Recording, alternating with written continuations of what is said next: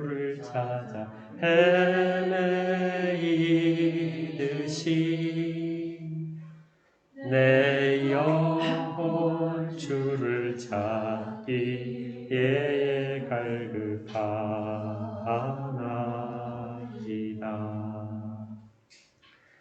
주님만이 나의 힘, 나의 방패, 나의 참 소망, 나의 몸 정성 다 바쳐서 주님 경배합니다. 금보다 귀한 나의 주님, 내게 만족 주신 주, 당신만이 나의 기쁨 또한 나의 참 고백. 주님만이 나의 힘, 나의 방패, 나의 참 소망, 나의 몸 정성 다 바쳐서 주님 경배합니다.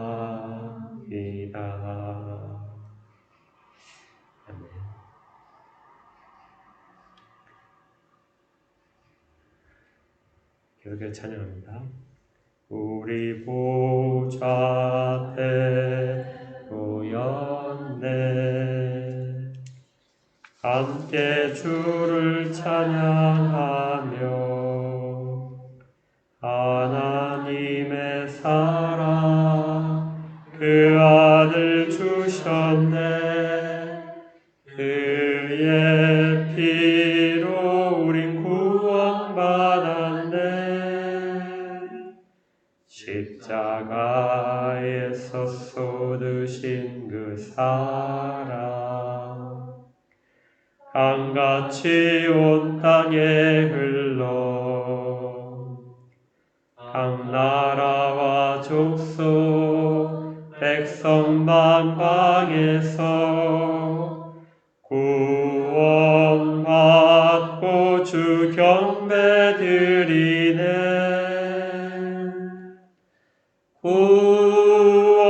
구원하심이 보좌에 앉으신 우리 하나님과 어린 양께 있도다.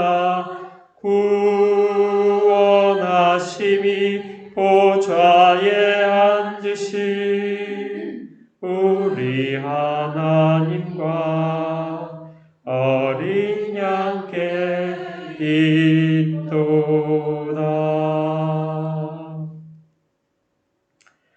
계속 찬양합니다. 찬양하라 내 영혼아, 찬양하라 내 영혼아, 온 마음과 정성 다하여 주 찬양하라.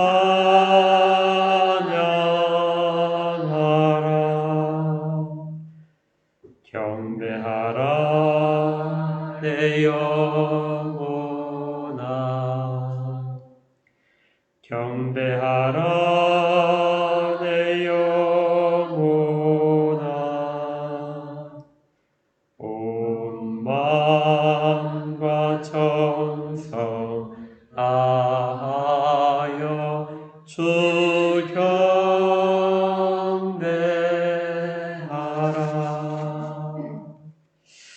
아멘.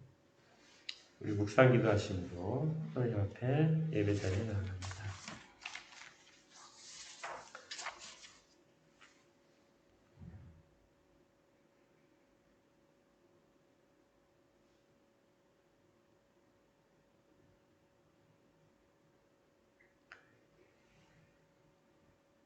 하나님의 지극히 크심을 찬양합니다. 이 땅 가운데 나타내 주신 모든 일을 찬양하며 특별히 저희들 가운데 이루신 일들을 기억하며 찬양합니다.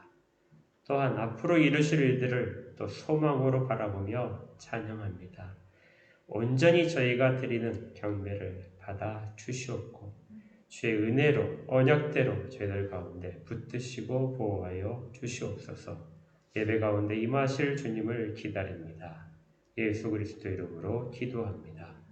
아멘. 19장 찬양합니다.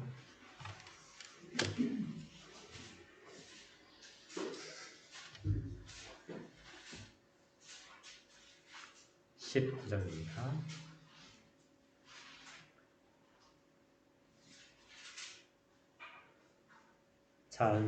찬송하는 소리 있어 사람 기뻐하도다.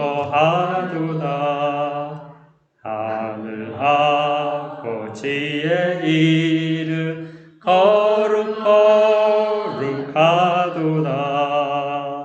세상 사람 찬양하자. 거룩하신 하나님께 할렐루야 할렐루야 할렐루야 아멘. 하나님의 나라 번세 영원토록 있도다. 하나님의 영광 나라 거룩하도다. 하늘 보좌 계신 주님 세상 주관하시도다. 할렐루야 할렐루야 할렐루야 아멘. 하나님의 크신 섭리 그 뜻대로 되도다. 우리 아버지의 뜻은 거룩하도다. 주여 속히 임하셔서 기쁜 날을 주옵소서. 할렐루야 할렐루야 할렐루야 아멘. 아멘. 사도신경을 통해서 우리의 신앙을 함께 고백하겠습니다. 사도신경입니다. 시작. 전능하사 천지를 만드신 하나님 아버지를 내가 믿사오며 그의 아들 우리 주 예수 그리스도를 믿사오니 이는 성령으로 잉태하사 동정녀 마리아에게 나시고 본디오 빌라도에게 고난을 받으사 십자가에 못 박혀 죽으시고 장사한 지 사흘 만에 죽은 자 가운데서 다시 살아나시며 하늘에 오르사 전능하신 하나님 우편에 앉아 계시다가 저리로서 산 자와 죽은 자를 심판하러 오시리라. 성령을 믿사오며 거룩한 공예와 성도가 서로 교통하는 것과 죄를 사하여 주시는 것과 몸이 다시 사는 것과 영원히 사는 것을 믿사옵나이다. 아멘. 35장 찬양합니다.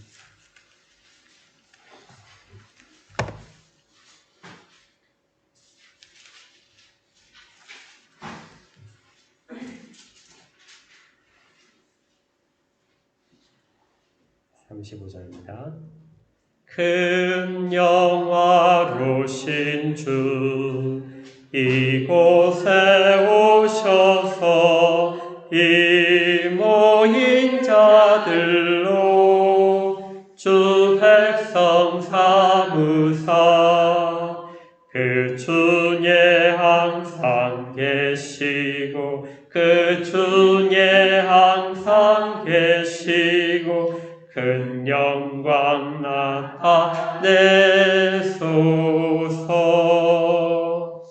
이 백성 기도와 또 예물 드림이 향내와 같으니 곧 받으옵소서. 주 예수 크신 복음을 주 예수 크신 복음을 만 백성 듣게 하소서. 또 우리 자손들 다 주를 기리고 저 성전 돌같이 긴하게 하소서. 주 구원하신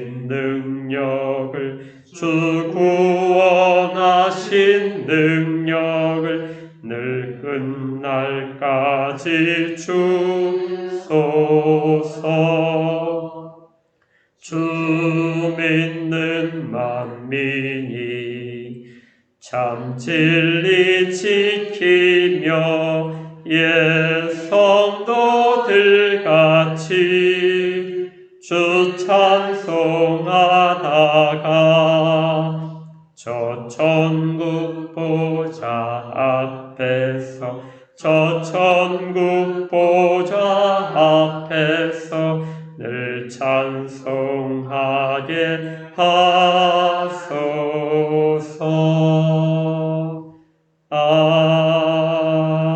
아멘. 함께 기도하겠습니다. 하나님, 감사합니다.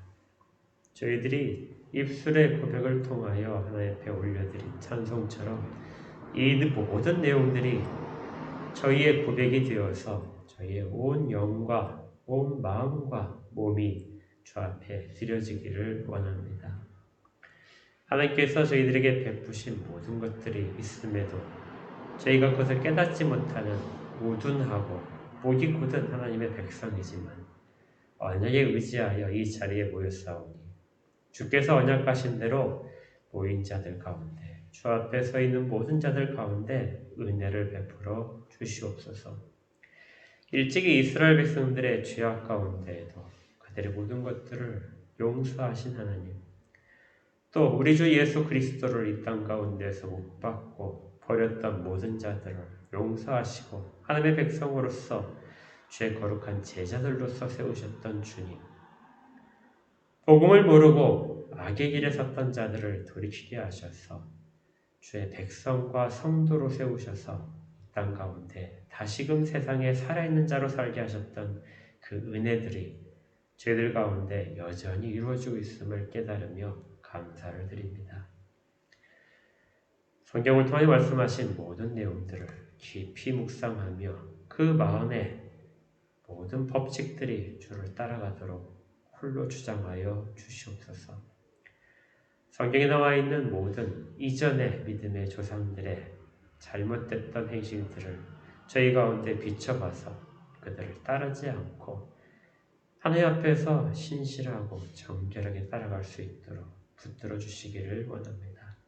특별히 저희들이 그럴 만한 능력이 부족하고 또 악한 권세와 싸울 만한 힘이 부족하오니 능력과 힘을 공급하여 주시옵소서. 믿음이 부족하오니 더 굳건한 믿음을 허락하여 주시옵소서.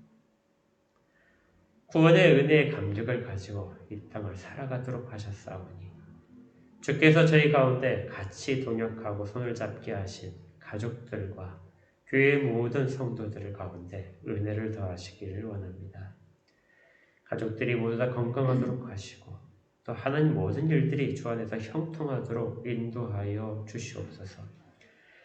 특별히 사정이 있어서 가족들과 떨어져 있는 그런 가정에는 주님 은혜를 더하셔서 모든 가족들이 어디에 있든지 간에 하나님의 도우심으로 안전하고 보호받으며 그렇게 형통하도록 인도하여 주시옵소서. 또 믿지 않는 가족의 식구들을 위하여 하나님 앞에 구하는 모든 그 입술의 고백들과 간절한 간언들을 주님 들으시고 응답하여 주시옵소서. 너무 마음이 상실하지 않도록 그들 마음에 힘을 주시고 또 너무 오래 기다리지 않도록 주께서 그 기간도 단축하여 주시기를 원합니다. 주님의 때가 있겠지만 그 때를 위하여 간구하는 저희들의 기도를 쉬지 않을 수 있도록 마음들을 붙잡아 주시옵소서. 육신이 연약해서 주 앞에 건강을 구하는 그런 지체들에게는 주님 건강을 허락하여 주시옵소서. 건강으로 주 앞에 더 자주 나오고 주 앞에 더 오랫동안 무릎 꿇고 또 주께서 보내신 세상 가운데서도 또 활기차고 활력 있게 살아가도록 인도하여 주시옵소서. 지혜들을 특별히 더하셔서 한국교회 모든 성도들이 지혜롭게 이 세상 가운데에서 그들과의 관계 속에서 지혜롭게 살 수 있도록 인도하시고 이들을 통하여 그리스도의 이름이 드러나도록 홀로 역사하여 주시옵소서. 그렇지만 이 모든 것들이 저희들의 능력에서 비롯된 것이 아니라 주의 은혜임을 깨닫는 감사가 무엇보다도 더 넘치도록 인도하여 주시옵소서. 오늘도 주의 말씀을 받고자 합니다. 말씀을 전하고 받는 모든 자들이 주의 은혜 가운데서 같이 묶여 있게 하시고 주의 은혜 가운데서 겸손함으로 서로의 모든 것들이 드러나도록 인도하시되 죄가 드러나게 하시고 또 연약한 부분들이 드러나게 하셔서 회개하고 주 앞에 바로 서는 기회가 될 수 있도록 저희 모두를 그렇게 인도하여 주시옵소서. 온전히 주 앞에만 서기를 바라며 예수 그리스도 이름으로 기도합니다. 아멘.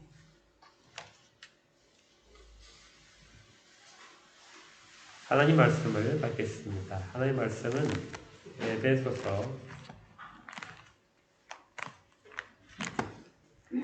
2장 1절부터 6절까지의 말씀입니다. 에베소서 2장 1절부터 6절까지 말씀이고요. 성경을 몇 군데 미리 찾아놓도록 하겠습니다. 누가복음 15장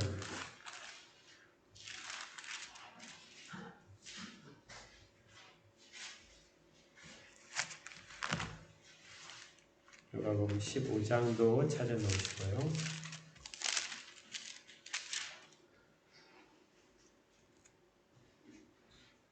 그리고 창세기 1장을 찾으셔야 되는데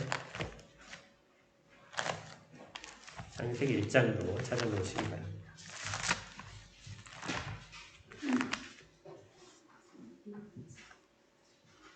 다 찾아서 이제 에베소서 2장 1절부터 6절까지의 말씀을 함께 받도록 하겠습니다. 하나님의 말씀을 받으십시오.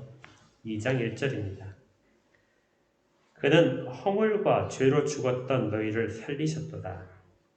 그때 너희는 그 가운데서 행하여 이 세상 풍조를 따르고 공중의 권세 잡은 자를 따랐으니 곧 지금 불순종의 아들들 가운데서 역사하는 영이라. 전에는 우리도 다 그 가운데서 우리 육체 욕심을 따라 지내며 육체와 마음에 원하는 것을 하여 다른 이들과 같이 본질상 진노의 자녀이었더니 공일이 풍성하신 하나님이 우리를 사랑하신 그 큰 사랑을 인하여 허물로 죽은 우리를 그리스도와 함께 살리셨고 너희는 은혜로 구원을 받은 것이라. 또 함께 일으키사 그리스도 예수 안에서 함께 하늘에 앉히시니. 아멘. 지난주에 이어서 계속해서 이제 교회에 관한 내용을 살펴보고 있습니다. 잠깐 살펴보게 되면요. 교회에 관한 정의 중에서 가장 생동감 있고 그리고 또 가장 정확하게 표현하고 있는 표현이 교회는 그리스도의 몸이다 하는 표현이었죠. 교회는 그리스도의 몸이기 때문에 이 교회가 그리스도의 몸이라는 것을 통하여 우리는 적어도 두 가지 유익을 얻게 됩니다. 하나는 교회가 전적으로 그리스도에 순종해야 된다는 것이죠. 우리 모두는 교회 가운데 포함이 되어 있는데 그 교회 가운데 포함되어 있는 우리를 포함한 모든 공동체가 그리스도께만 순종해야 된다. 그리고 그분의 지시사항에 따라서 그분의 말씀에 따라서 살아야 된다 하는 것이 있었고요.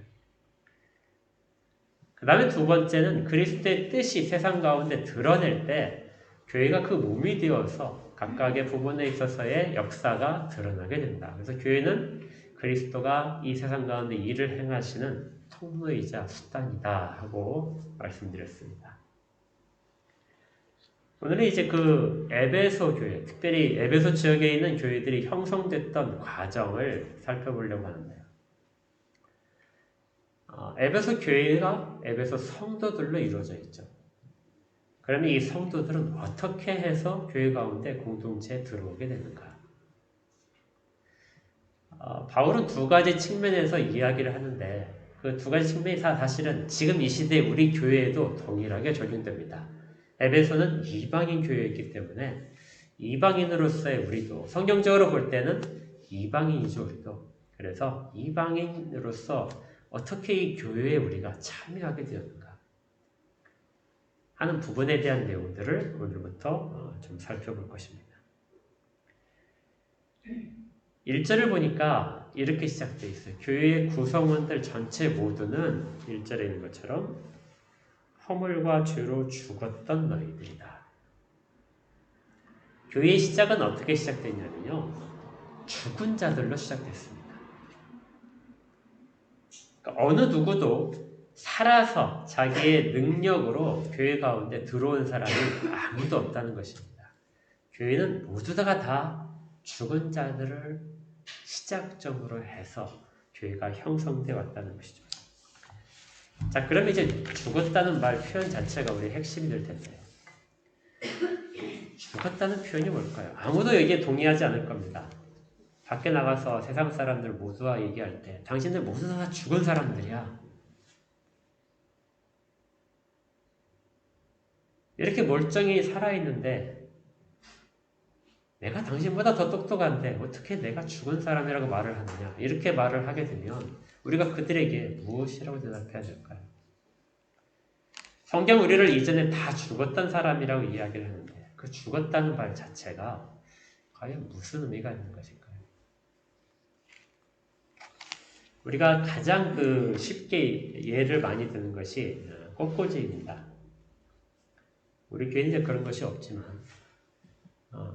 큰 교회나 이런 데 보게 되면 뭐 작은 교회도 그러는데 강단 옆에 이렇게 꽃꽂이해서 꽂아놓은 경우가 굉장히 많죠. 그러면 그 꽃꽂이한 꽃들은 살아있는 것일까요? 죽은 것일까요?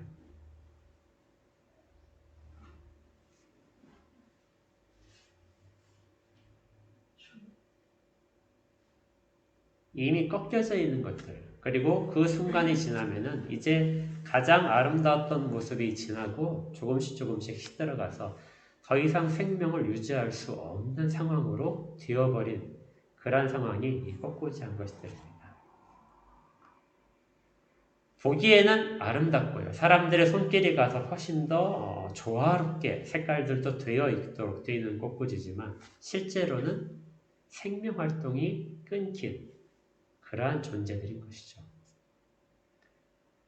겉으로 볼 때는 살아있지만 실제적으로는 죽어있는 것입니다. 그래서 저는 이제 강단에 꽃꽂이 하는 걸 별로 좋아하지 않아요. 꽃꽂이를 하시는 분들이 들으면 굉장히 기분 나빠하시고 막 그렇겠지만 저는 예전부터 강단에 꽃꽂이를 안 했으면 좋겠어요. 왜냐하면 이것은 전적으로 이 강단을 바라보는 사람들 앞에서의 이 좀 화려한이라든지 아름다운 모습을 꾸미기 위한 것들이거든요. 실제로 그들 가운데 전달되는 메시지는 죽어있는 모습의 것들이 아름답게 비쳐있는 것뿐이라는 것입니다. 그래서 저는 차라리 정말 여기를 꾸미고 싶다면 그냥 화분을 좀 갖다 놓거나 아니면 가장 좋은 것은 아무것도 없는 것이 가장 좋다고 생각을 합니다. 나중에 우리가 좀 달라지더라도 절대 꽃꽂이를 하지 않도록 그런 교회가 됐으면 좋겠어요. 반대로 죽은 것처럼 보이지만 살아있는 것들이 있습니다. 겨울이 되게 되면 나뭇가지들이 다 조그만 덤불이라든지 이런 것들은 다 잎을 떨어뜨리죠. 그런데 다음 해가 되게 되면 꽃이 피고 다시 잎이 나고 그렇습니다. 죽은 것처럼 보이고 앙상하고 볼품이 없지만 그것들에는 생명의 작용이 여전히 이루어지고 있습니다.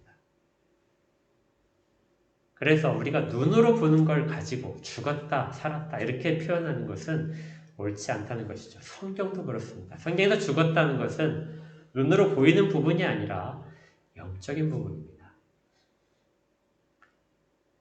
그리고 이것은 하나님과의 관계가 끊어진 상태.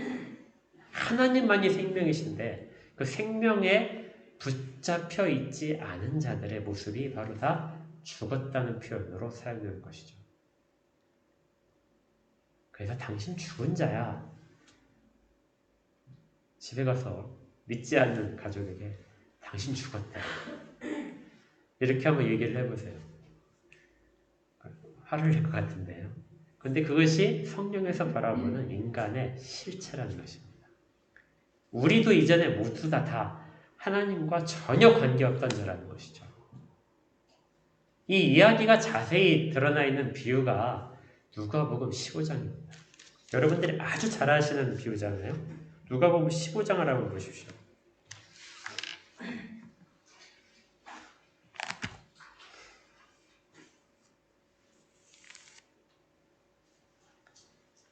누가복음 15장에 우리 이제 돌아온 탕자 비유인데요. 둘째 아들이 아버지의 재산을 미리 나눠달라고 해서 상속을 받고 먼 타향에 가서 다 써버렸습니다. 그리고 나서 이제 아버지께 돌아왔는데요. 이때 표현이 뭐라면요. 이렇게 되어 있습니다. 32절이에요. 누가복음 15장 32절. 네 동생은 죽었다가 살아났으며 내가 잃었다가 얻었기로 우리가 즐거워하고 기뻐하는 것이 마땅하다. 이 둘째 자식을 아버지는 뭐라고 했어요? 죽었다가 살아났다. 이 죽었다는 표현을 쓰고 있습니다. 이건 한 번 사용된 거 아니라요. 반복해서 사용된 표현입니다. 24절도 한번 볼까요? 아버지가 자식이 둘째 아들이 돌아오자 종들에게 잔치를 준비하라고 하면서 그렇게 선언하신 부분이에요. 이 내 아들은 죽었다가 다시 살아났다.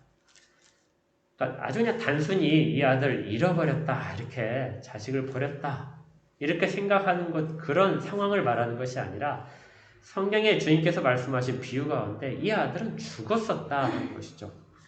아버지를 버리고 아버지의 관계가 끊어진 상태는 다 죽었다고 표현하는 것이, 이것이 바로 유대인들의 사고방식, 성경적인 이해입니다.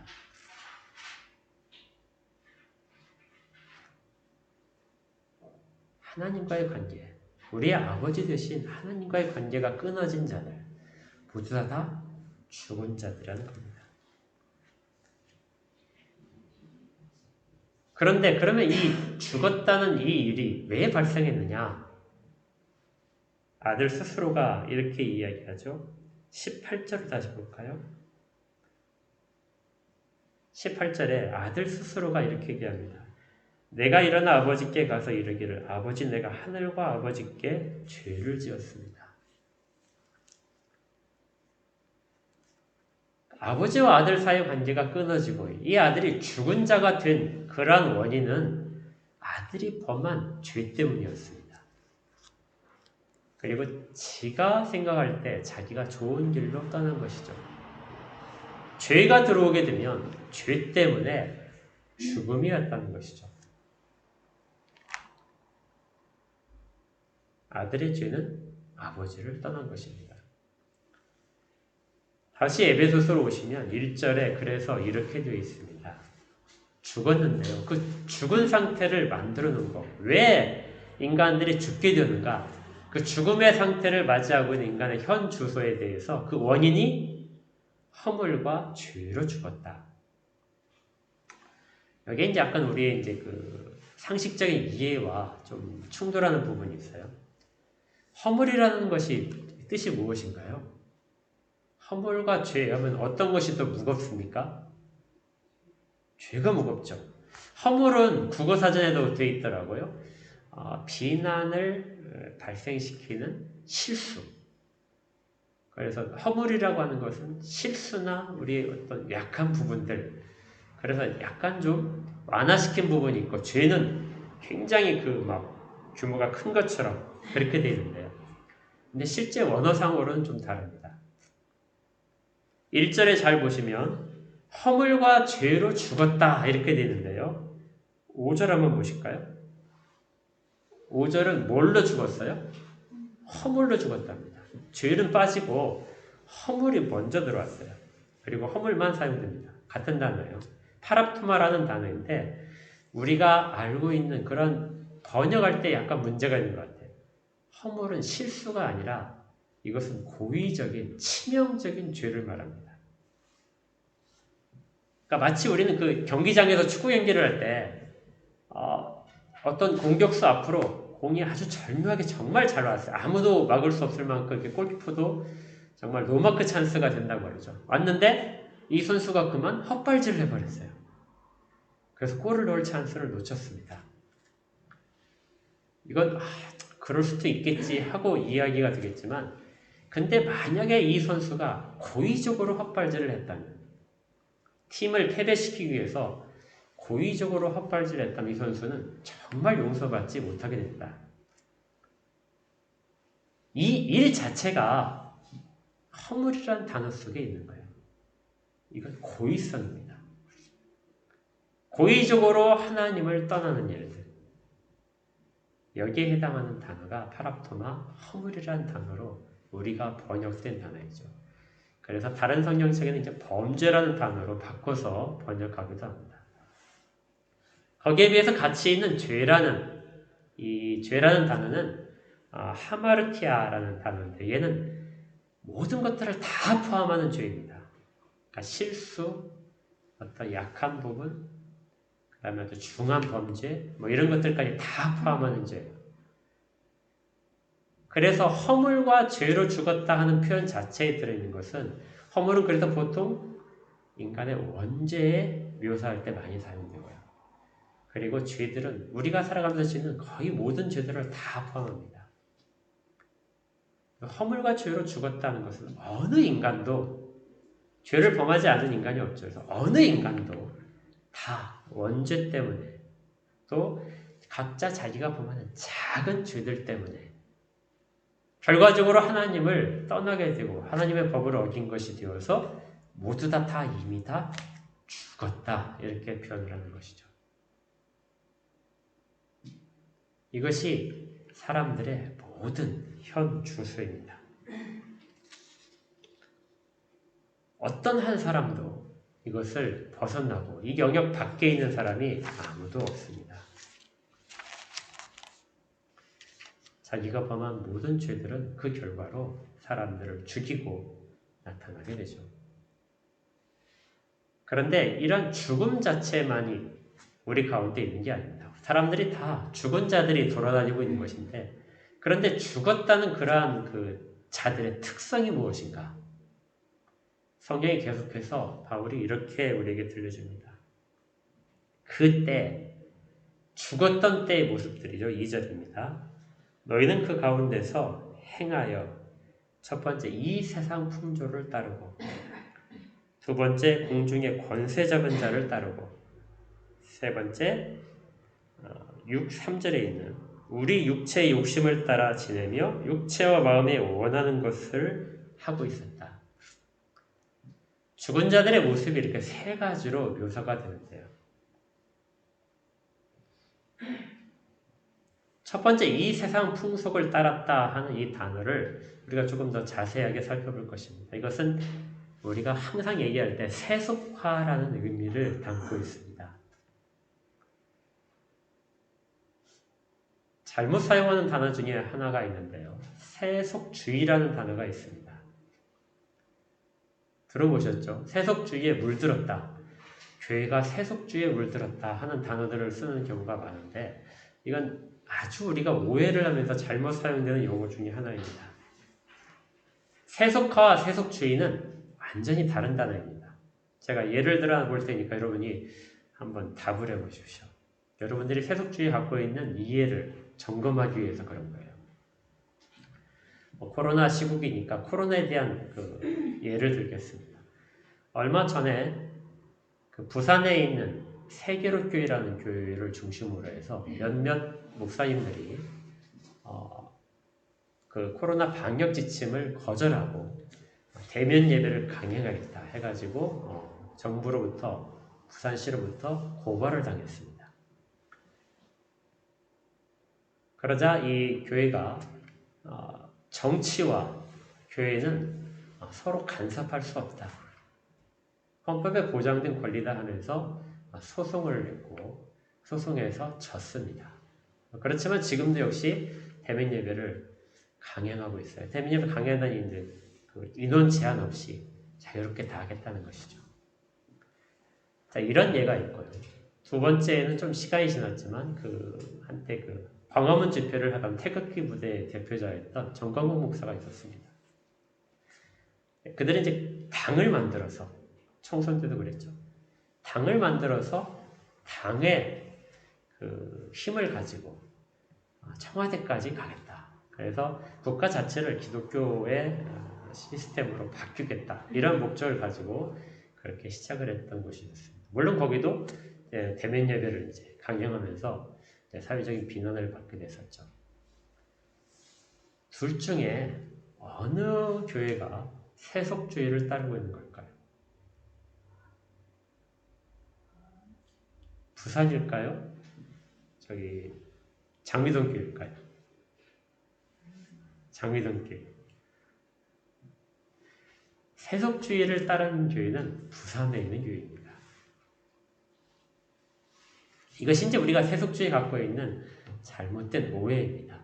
본래 세속주의는 교회에서 만들어낸 단어가 아니라 세상에서 만들어낸 단어입니다. 그러니까 종교개혁 이후로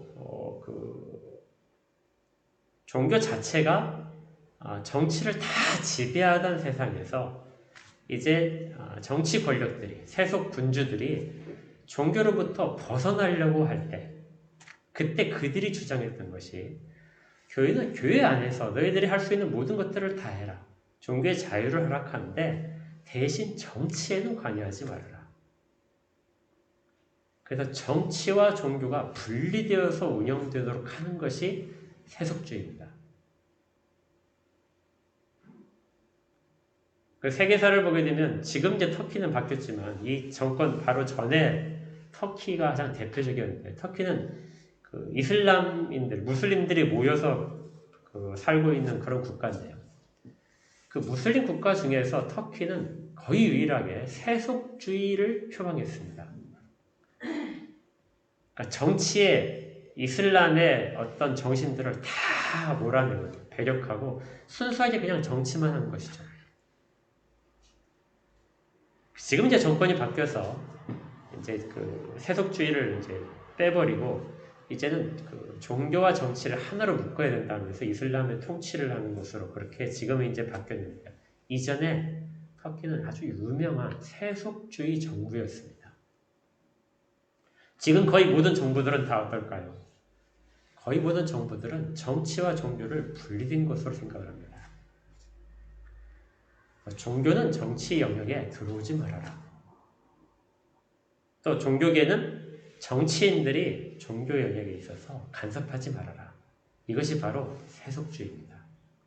그러니까 부산에 있는 교회가 이 세속주의를 너희는 잊고 있다. 정부에 대해서 그렇게 각성시킨 것이죠. 즉 현재 우리는 세속주의에 따라서 그렇게 행하고 있는 상황인데 왜 세속주의를 지키지 않느냐 이렇게 항의를 했던 겁니다. 거기에 대해서 광화문에서 집회를 했던 사람들은 세속주의를 거부하는 것입니다. 기독교가 정부를 하나로 정부까지도 기독교 영역 안에 다 들어와야 된다. 그래서 세속주의에 물든 세속주의를 따르는 것은 부산에 있는 교회인 것이죠. 오히려 광화문 집회를 했던 사람들은 세속주의를 배격하는 것입니다. 이제 이해가 좀 되셨나요?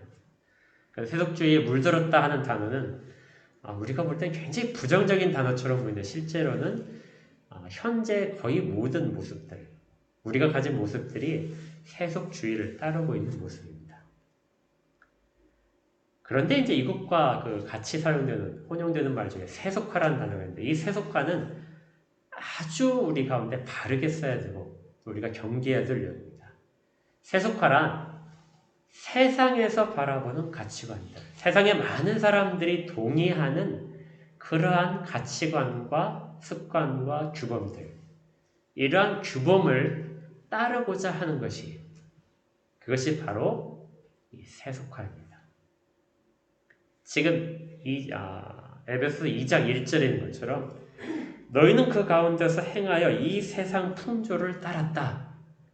이것이 바로 교회가 세속화되었다는 것이죠. 그러니까 이전에 모든 사람들은 당연히 세속화가 되어 있는 것입니다. 왜냐하면 세상 가운데 속해 있기 때문에. 그리고 세상의 가치관을 따를 수밖에 없는 것이, 이것이 죽은 자들의 대표적인 모습입니다. 그래서 만약에 교회가 세속화되었다 하는 말은 교회 자체가 죽은 자들을 따라가는 모습이라는 것이죠. 교회는 죽은 자로부터 벗어나서 살아난 자들입니다. 1절에 그렇게 말했었죠. 그는 허물과 죄로 죽었던 너희를 살리셨도다. 우리 주님께서 우리 모두를 다 살려내셨습니다. 죽은 자들 가운데 있는 것이 아니라 살아난 자들이 되어 있었는데, 이 살아난 자들이 죽은 자들의 그러한 풍조를 따라가는 것이 바로 세속화라는 것이죠. 많은 사람이 좋아하고 사람들이 원하는 모습대로 교회가 그렇게 맞춰가려고 할 때 교회는 세속화되어 있습니다.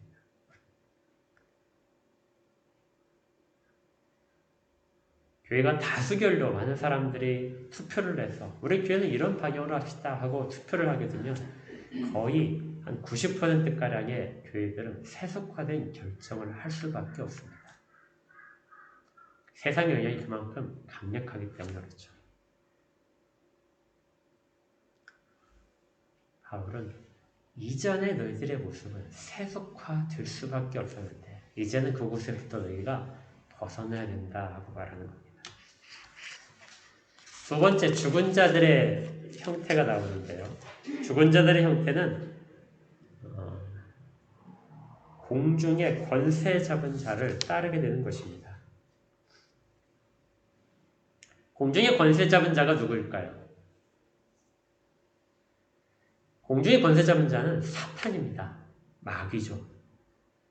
사탄이 원하는 대로 그렇게 휩쓸려가는 것이 바로 이것이 공중의 권세 잡은 자를 따라가는 모습입니다. 여기는 우리가 조금 더 이제 좀 깊게 살펴봐야 되는데요. 공중이라는 것이 어딜까요? 사탄이 권세를 잡고 있는 공중은 어디까지가 공중일까요? 옛날 사람들은, 그리고 유대인들은, 그리고 성경을 기록할 때 초대교회는 세상의 구조를 어떻게 파악하고 있길래 공중의 권세를 잡고 있는 자 사탄이 그러한 권세를 행하고 있다고 말을 했을까요? 그리스 사람들이 생각하고 있는 이 세상 가치관은 적어도 우주가 3단계로 4단계까지 될 수 있는데 그렇게 구성되어 있다고 봤습니다. 첫 번째가 무엇이냐면요. 우주 가운데 시대 영역이 있습니다. 정말 깨끗하고 순수한 것들만이 모여있는 곳. 그리고 그곳을 채우는 곳. 그걸 채우고 있는 것들을 에테르라고 얘기합니다.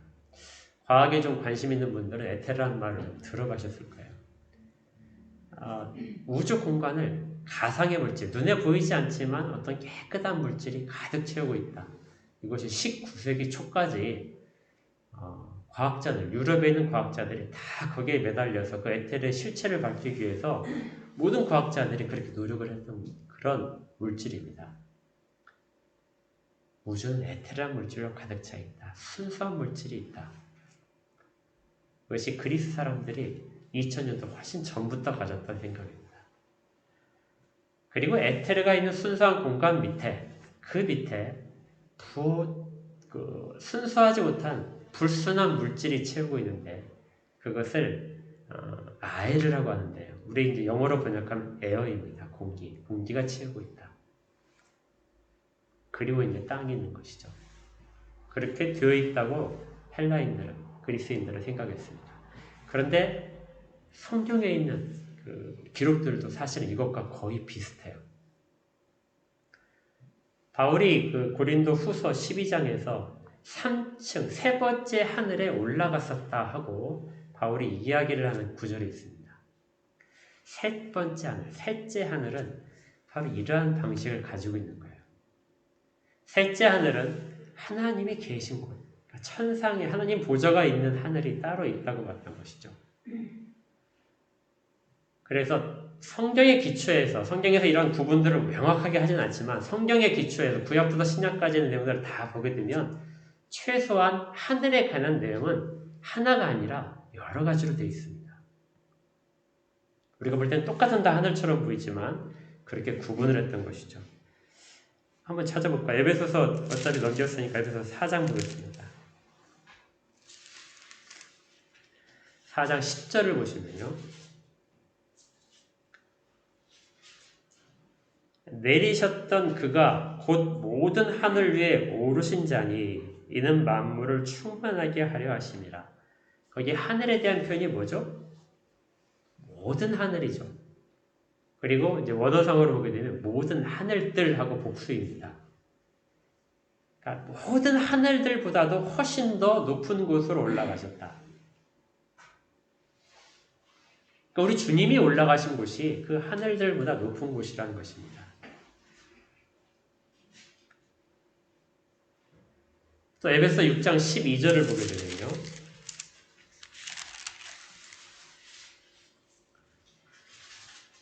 마귀에 대적하라 하면서 나온 것인데 우리의 씨름은 혈과 육을 상대하는 것이 아니요 통치자들과 권세들과 이 어둠의 세상 주관자들과 하늘에 있는 악의 영들을 상대합니다.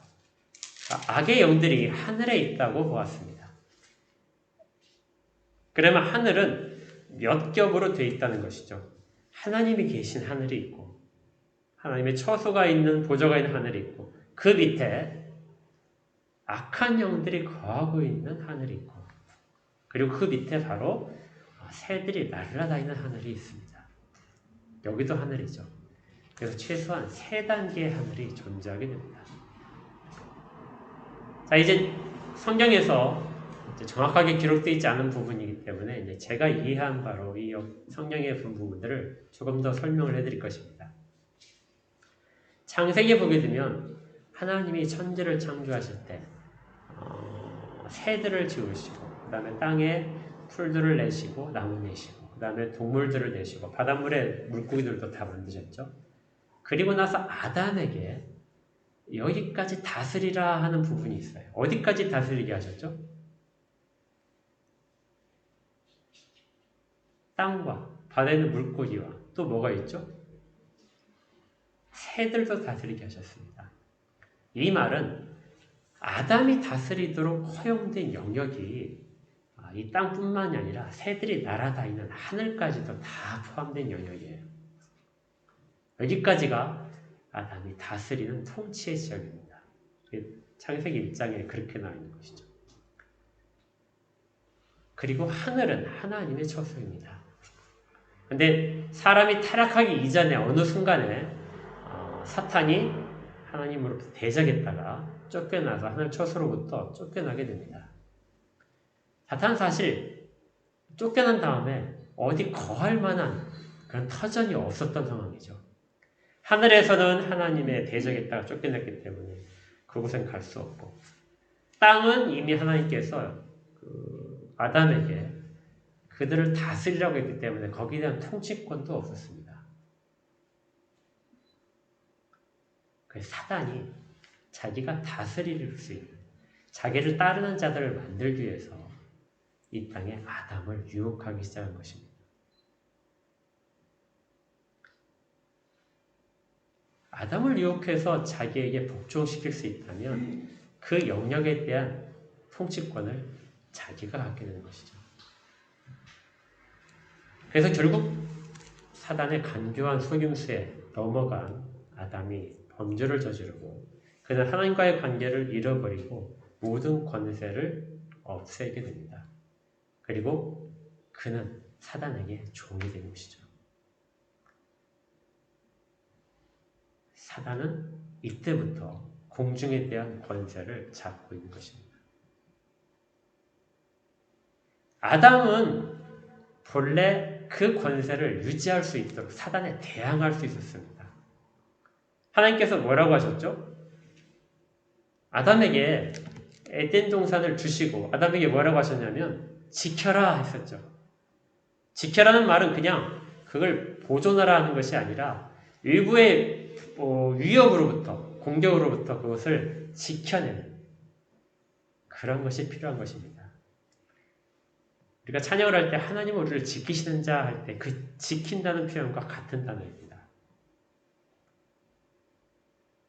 아담은 사단의 위협으로부터 하나님이 주신 그 통치 영역을 지켜낼 필요가 있었지만 지키지 못하고 넘겨줬던 것이죠.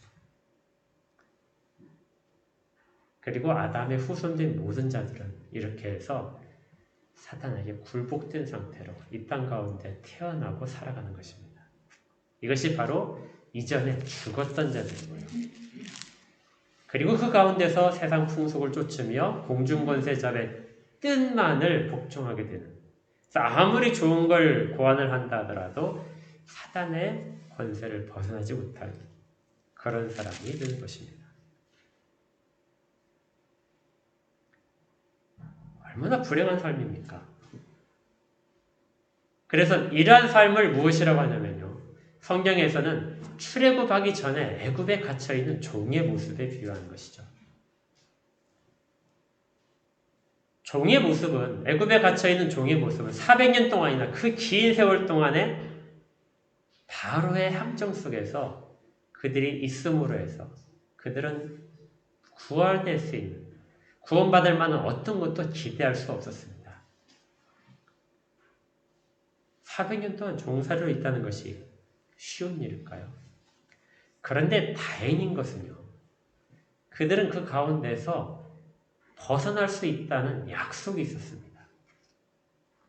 하나님이 그들을 끌어내서 약속의 땅으로 보내실 거라는 그러한 약속이 그들 가운데 있었던 것이죠. 이것이 택함받은 자와 택함받지 못한 자의 차이입니다. 이 세상 가운데 사탄의 권세에 잡혀있지만 그 권세에 잡혀있는 자들 가운데 벗어날 수 있다는 소망이 없는 자들, 약속이 없는 자들, 이들은 여전히 그 가운데서 만족하며 거기에 사는 것이고요. 소망이 있는 자들만이 그 권세를 벗어날 수 있습니다. 그런데 얼마나 교묘하냐면요, 이것 자체가 그 사단의 권세 아래 잡혀있는 죽은 자의 상태가 사람들에게 가장 큰 만족감을 줍니다. 3절에 이렇게 또 되어 있었죠. 죽은 자들의 상태 세 번째가 뭐냐면요, 육체 욕심을 따라 지내며 육체와 마음에 원하는 것을 하고 있었다. 육체가 원하는 것을 하는 것이죠. 그리고 육체와 마음이 원하는 것을 하게 만드는 것입니다. 이걸 무엇이라고 하면, 육체와 마음이 원하는 것을 다 달성하는 걸 우리가 뭐라고 할까요?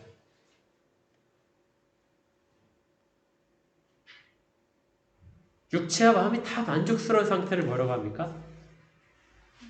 행복이죠. 이것이 바로 행복입니다. 그 갇혀있는 상태가 얼마나 끔찍한 상태인지 전혀 모를 수 있도록, 이 세상 풍조를 따르게 되면 우리는 상식적인 사람이 됩니다.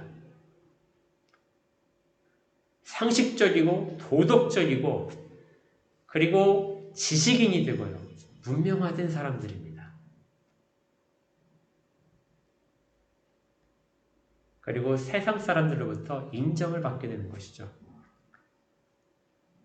그리고 그것과 맞춰서 우리의 모든 행복하는 부분들, 행복을 따르려고 하는 행복의 가치관에 해당하는 모든 부분들을 다 이루어져내고 그걸 쫓아가는 삶이 바로 죽은 자들의 모습이었다. 이전에 너희들 죽은 상태의 모습이었다.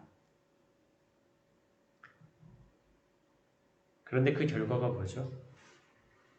그 끝은 본질상 진노의 자녀이다.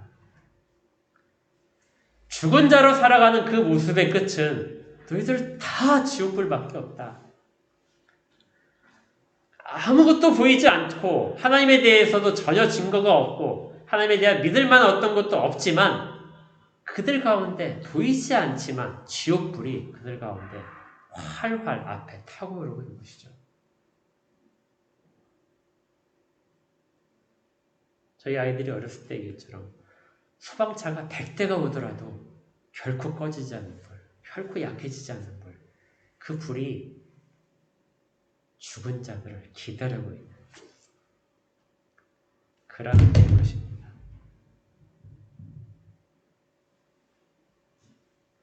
그 상황은 불이 있다는 걸 모르고 자기 만족, 이 정도면 되었다 상식적인 그러한 부분으로 가득 채워져 있는 그러한 상황이 죽은 자들의 모습이었던 거죠.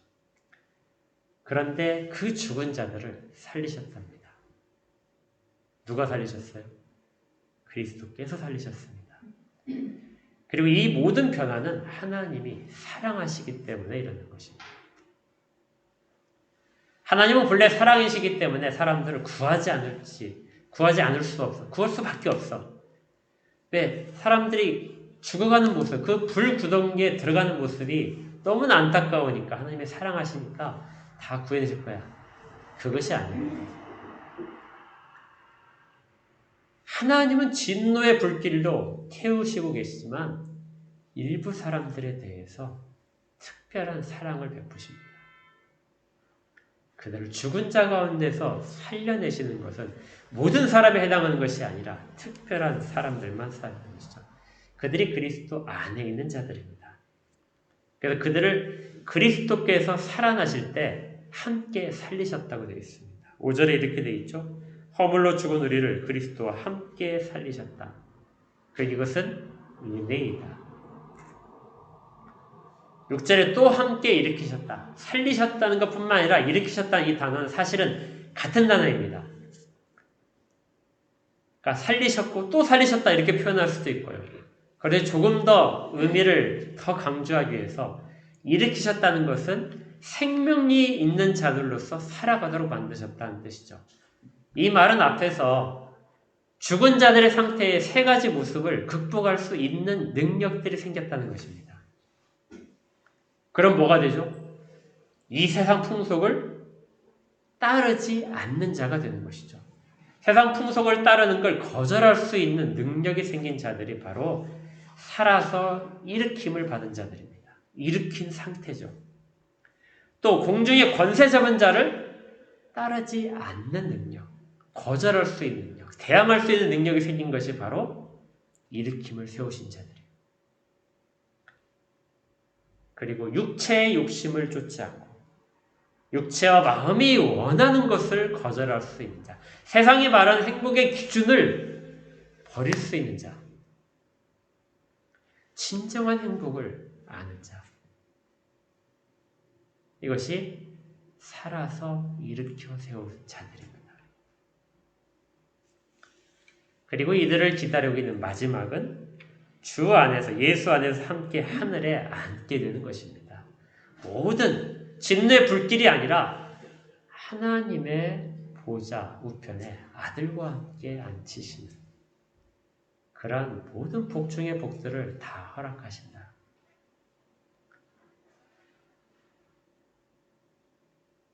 그런데 이 세 상태의 단어들이 사실은 다 완료형입니다. 현재 완료형이에요. 앞으로 장차 이루어질 게 아니라 이미 너희는 그렇게 살아가는 순간부터 그렇게 이미 다 되어 있다.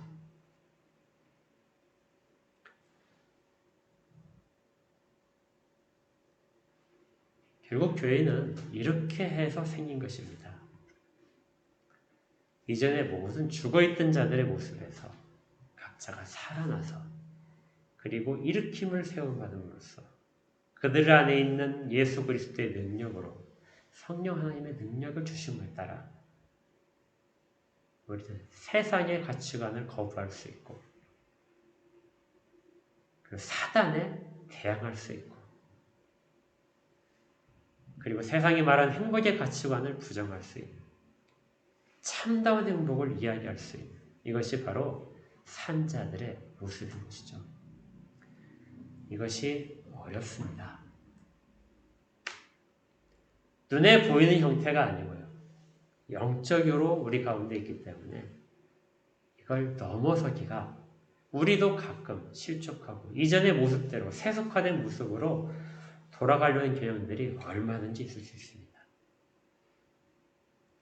마치 출애굽한 다음에 애굽으로 돌아가기를 그렇게 소망했던 이스라엘 백성들의 모습과 우리가 전혀 다르지 않죠.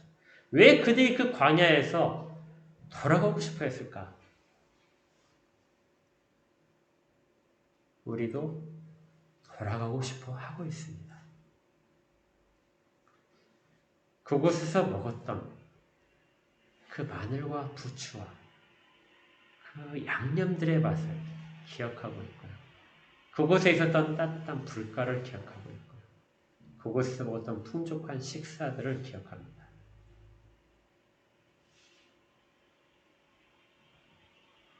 그리고 그 결과 기다리는 것은 다시 종살이하는 거죠.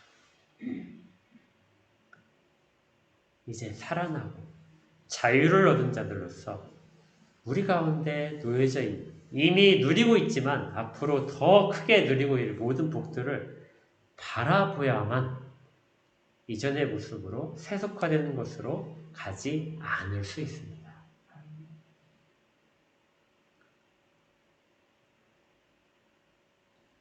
이전의 모습을 보여주는 것은 앞으로의 모습이 그렇게 대조되기 때문입니다. 하나님은 이 일을 우리 가운데 지금도 행하고 계십니다. 그리고 이미 능력을 주셨기 때문에 우리가 스스로의 힘으로 일어서서 살아난 자로서의 모습으로 살아가는 것을 원하고 계십니다. 이것이 교회가 현재 세상 가운데 그리스도의 몸으로서 실천해야 될 바른 정체성인 것이죠. 돌아가시는 길에도 우리는 여전히 다시 세속화된 그러한 모습으로 돌아갈지 모릅니다. 그러면 기억하십시오. 살아난 자는 세속화에 저항할 수 있습니다. 그리고 참다운 것을 우리 가운데 발견할 수 있고 또 세상 가운데 보여줄 수도 있습니다. 이것이 우리의 전적인 우리의 모든 것들을 채울 때 이것이 그리스도의 충만함이 되어서 세상 가운데 교회의 모습을 바로 세우고 믿는 자의 모습을 바르게 나타낼 것입니다. 부디 약하지만 살아있는 자로서 오늘 하루를 또 일주일을 그렇게 살아내실 수 있기를 주의 이름으로 축복합니다. 기도하겠습니다. 하나님 감사합니다. 죽은 자의 모습을 살펴보면서 얼마나 그곳이 벗어나기 힘든 그런 수렁인지를 알게 됩니다.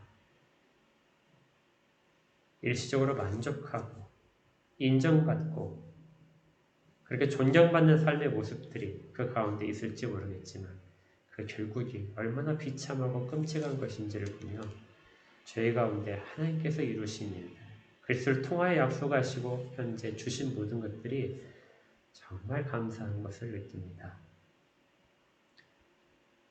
살아난 자로서 우리의 정체성을 다시 한번 발견케 하시고 또 일으켜 세우신 자로서 힘있게 일으켜 세우셨사오니 그 힘을 받아 사탄을 대항하고 또 세상의 유혹들에 대항해서 참다운 가치를 지켜내는 우리 모두가 되도록 인도하여 주시옵소서.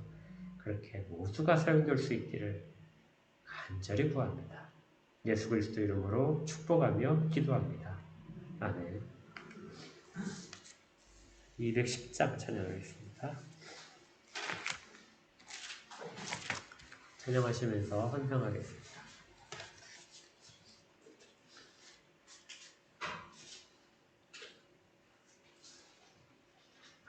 210장입니다. 시온성과 같은 교회 그의 영광 한없다. 허락하신 말씀대로 주가 친히 세웠다. 반석 위에 세운 교회 흔들 자가 누구랴. 모든 원수 애워싸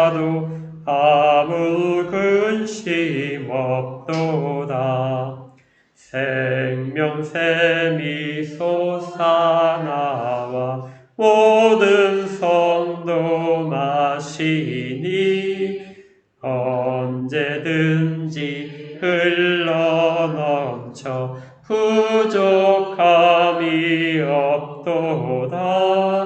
이런 물이 흘러가니 목마를 자 누구랴. 주의 은혜 풍족하여 넘치고도 넘친다.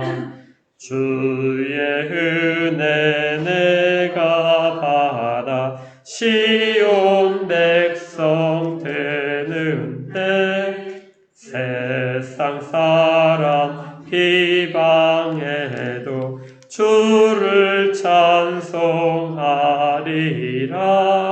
세상 헛되 모든 영광 아침 안개 같으나 주의 자녀 받을 복은 영원 무궁하도다.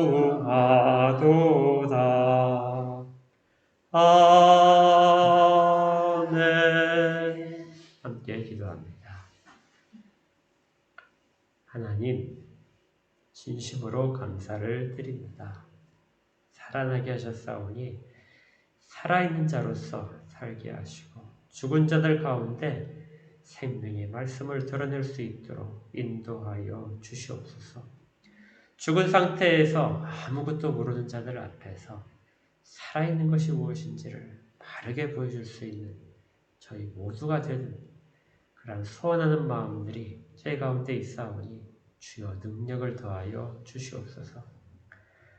주께서 주신 모든 것들을 기억하며 생명과 저희의 모든 것들을 담아 물질을 드립니다. 저희를 다 받으시고 주 가운데 사용하여 주시며 이 물질들이 또한 생명을 살리는 일들 가운데 적절하게 사용될 수 있도록 지혜롭게 그 사용처도 지켜주시옵소서. 또한 살아있는 모든 자들, 한덕교회 모든 속해있는 성도들을 기억하셔서 이들이 어디 있든지 간에 형통함을 가지게 하시고 또 능력으로 악한 것들에 대항할 수 있도록 인도하여 주시옵소서. 이제는 우리 구주 예수 그리스도의 은혜와 하나님 아버지의 크신 사랑하심과 성령님이 내주하시며 역사하시고 그 마음과 영혼을 지키셔서 악한 것들을 너끈히 이겨 물리칠 수 있는 다짐을 하게 하시고 또 필요한 힘들을 공급하게 하시는 은혜가 모여 예배드린 모든 자들 가운데 한특교에 속해 있는 모든 성도들 가운데 그리고 이들의 직장과 가정과 생업들 가운데 또 지금도 주의 이름을 부르는 이 땅의 모든 자들 가운데 영원까지 함께 있을지어다. 아멘. 네, 감사합니다. 소일문답 제37문 같이 읽도록 하겠습니다. 질문을 제가 읽겠습니다. 소일문답 제37문 그리스도를 영접한 신자들이 죽을 때 누릴 혜택이 무엇입니까? 시작. 신자의 영혼은 죽을 때 완전하게 거룩하여지고 곧바로 영화의 단계로 들어가 그리스도와 계속적인 연합의 상태에 있게 되고 그들의 몸과 영혼을 다 포함하여 그들의 몸은 부활의 날까지 무덤에서 쉼을 얻게 됩니다. 아멘. 그 소식은 지난주와 크게 다르지 않습니다. 마가복음 8장부터 11장까지가 다음 주에 해당하는 장이 되겠습니다. 함께 기도할 수 있는, 모여서 자유롭게 찬양하고 모든 예배가 정상적으로 드려질 수 있도록 그렇게 방역에 힘써주시고 기도를 더 많이 해주시길 바랍니다. 이상으로 모든 순서를 마치겠습니다.